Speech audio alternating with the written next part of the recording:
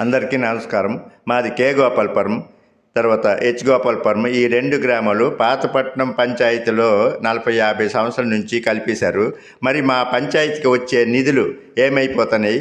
రోడ్లు లేవు, డ్రైన్లు లేవు, ఏవి కూడా. తిత్లీ తుఫానికి రోడ్డు కొట్టుకుపోయింది. ఆ రోడ్డు కలిపారు కానీ ఇంతవరకు అది సీసీ రోడ్డు వేయలేదు. తర్వాత మేము పాత ఊరు ఉంది, అక్కడ ఒక గుడి ఉంది. ఆ గుడికి వెళ్ళడానికైనా మాకు అవ్వట్లేదు.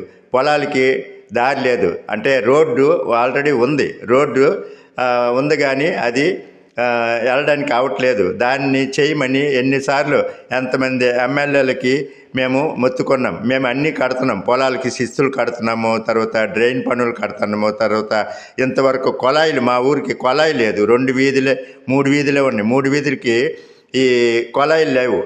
అవి కూడా పోని నరేంద్ర మోడీ గారు ఆధ్వర్యంలో ఇప్పుడు వచ్చాయి కదా, మరి అది కూడా లేవు. ఏది కూడా మాకు పట్టించుకోవట్లేదు. ఆ కాజువే ఎప్పుడు కూడా చిన్న వర్షం పడినా సరే, చిన్న వరద ఏరు వచ్చినా అటు వెళ్ళడానికి లేదు, ఇటు రావడానికి లేదు. స్కూల్ పిల్లలకి ఎంత ఇబ్బంది, మాకు ఎంత ఇబ్బంది, రైతులకి ఎంత ఇబ్బంది. పాతపట్నం రైతులు కూడా అన్ని భూములు, పాతపట్నం భూములన్నీ కే గోపాలపురం బౌండరీలో ఉన్నాయి. ఇన్ని ప్రాబ్లమ్స్ ఉన్నాయి. మరి మా పంచాయతీ నిధులు కనీసం అందులో 1% మాకు కేటాయించిన మా రోడ్లు అయిపోతాయి, మా డ్రైన్లు అయిపోతాయి, మా అన్నీ కూడా పొలాలకు దారులు అయిపోతాయి. మరి ఎందుకు పట్టించుకోవట్లేదు? ఇంతమంది ఎమ్మెల్యేలు ఇంతవరకు పరిపాలించారు కదా. ఈ కల్మట మోహన్ రావు అయితేనేమి, కల్మట వెంకట్రావు అయితేనేమి, చతుర్సర్ల విజయరామరాజు అయితేనేమి, తర్వాత ధర్మ నారాయణరావు అయితేనేమి, లక్ష్మీ పార్వతి అయితేనేమి, ఇంతమంది ఎమ్మెల్యేలు వచ్చారు. రెడ్డి శాంతి గారు అయితేనేమి, ఇంతమంది ఎమ్మెల్యేలు పాతపట్నం నియోజకవర్గంకి అయ్యారు. ఎంతమందికి చెప్పుకున్నామండి? ఎవరైనా పట్టించుకుంటున్నారా? మా 2 గోపాలపురం, కే గోపాలపురం, హెచ్ గోపాలపురం చూడండి. మళ్ళీ వెళ్ళడానికి మాకు సరైన రహదారి ఏది? పాతపట్నం నుంచి మేము వెళ్ళాలంటే రహదారి ఏది? సరైన కారు ఒకటి వెళ్ళడానికి లేదు, తప్పుకోవడానికి లేదు, ఒక ట్రాక్టర్ వెళ్ళడానికి లేదు. ఇంతమంది మళ్ళీ ఎమ్మెల్యేలు వస్తున్నారు. ప్రతి ఎలక్షన్కి అందరూ వస్తున్నారు, ఓట్ల కోసం వస్తారు, విజిట్ చేస్తారు. మరి కనిపించట్లేదా ఈ దారులు, ఈ ప్రాబ్లమ్స్? అక్కడ కాజువే ఎంత డౌన్లో ఉంది, కొద్దిగా ఏరు వచ్చినా వెళ్ళలేరు, రాలేరని. మరి ఇవన్నీ ప్రాబ్లమ్స్ ఉన్నాయి.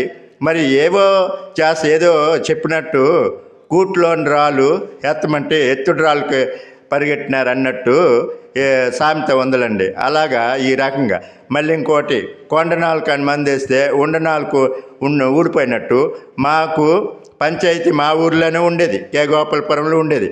ఆ పంచాయతీ ఇప్పుడు పాతపట్నంలో కల్పిస్తారు.